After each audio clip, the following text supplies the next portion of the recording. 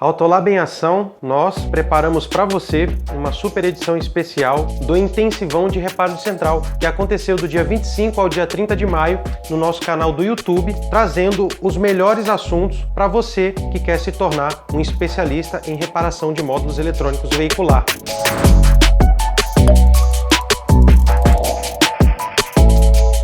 Essa aqui é uma das apostilas que a gente colocou no nosso curso, tá? E a estratégia aqui, pessoal, é a mesma que nós utilizamos lá no nosso curso, tá? Na plataforma do Hotmart. Então, esse módulo, essa apostila é do primeiro módulo, aonde vem esboçando, tá? Os principais módulos do sistema eletrônico, que está aqui, ó.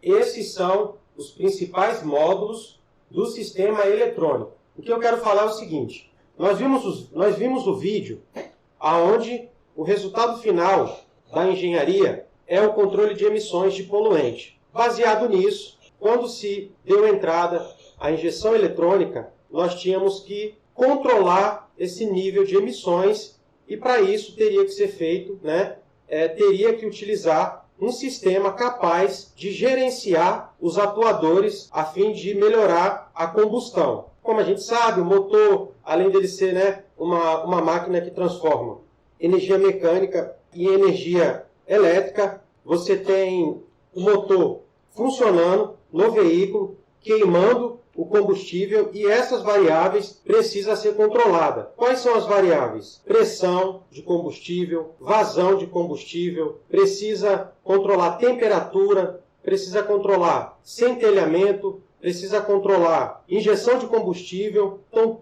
para tudo isso, a gente precisa da eletrônica, tá certo?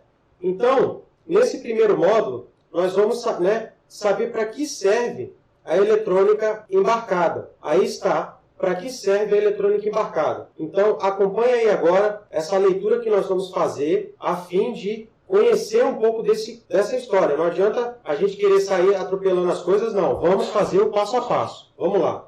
Você sabe o que é eletrônica embarcada automotiva? Bom, você sabe o que é eletrônica embarcada automotiva? Se a resposta foi não, fique tranquilo. Muitas pessoas não sabem, mas a eletrônica embarcada é composta por todos os sistemas de componentes eletrônicos do carro e foi desenvolvida para operar e facilitar os sistemas com o carro em movimento. A evolução da tecnologia eletrônica embarcada teve início em 1912 com o lançamento do primeiro carro com partida automática, tá ok? Isso aí, pessoal, é muito importante a gente saber. Um avanço muito significativo para a época, já que os carros tinham muitos problemas na ignição e na partida era dada manualmente. Com uma manivela, a partir daí, o sistema elétrico continuaria evoluindo e cada vez mais a parte do funcionamento dos carros evoluía. Então, entre 1920, olha só, pessoal, entre 1920 e 1950, cresceram e deram vida ao sistema elétrico 12 volts. Já em 1980, década que a tecnologia teve grande avanço e surgiram os microprocessadores,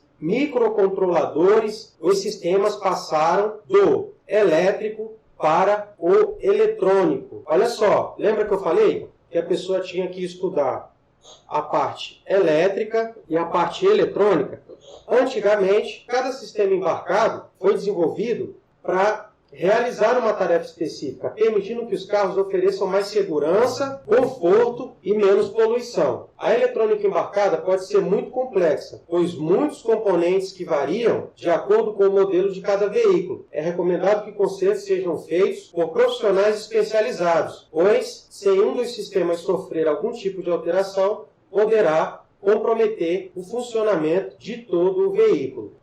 O nosso foco é o sistema eletrônico embarcado automotivo. Aqui iremos fazer uma exposição em ordem dos módulos existentes em um veículo. E sabemos que o primeiro módulo eletrônico a ser desenvolvido foi o módulo eletrônico de injeção eletrônica. Vamos falar aqui da história de injeção eletrônica. Então eu vou estar deixando essa apostila à disposição de todos para vocês poderem estar lendo essa apostila, que é muito importante, tá? Então aqui nós temos a história da injeção eletrônica, como funcionou, como foi aqui no Brasil. Temos aqui alguns dos primeiros automóveis com injeção eletrônica aplicada. Nós temos a parte histórica nessa apostila. E aqui nós temos o sistema Bosch, Digitronic, da Volkswagen, que saiu na Kombi e no Fusca. E, na verdade, contém muita eletrônica analógica, então é um sistema hoje mais fácil de se reparar. Então nós temos aí os primeiros carros que surgiram com injeção eletrônica. Temos o primeiro sistema que é o Digetronic, que é esse sistema aqui, ó, o sistema Digetronic, e nós temos o segundo sistema Ligetronic, que já é um sistema, né, com distribuidor. Aqui está a central, aqui está o corpo de borboleta, né, o TBI, aqui estão os eletroinjetores ou os bicos injetores. Como nós vimos na explicação anterior, a chegada da injeção eletrônica no Brasil, numa 9GV da vida, numa 10GF, numa 10GM, numa E84, numa E83, numa 7GF. É muito importante a gente entender voltar lá no tempo para conseguir entender os sistemas atuais agora, tá ok? Bom, aqui está uma parte que eu considero importante e que nós vamos ler, tá? Ó, a Motorola também ganhou destaque em 1980, lançando o sistema EEC3, que permitia a coordenação eficiente da alimentação e do funcionamento dos motores.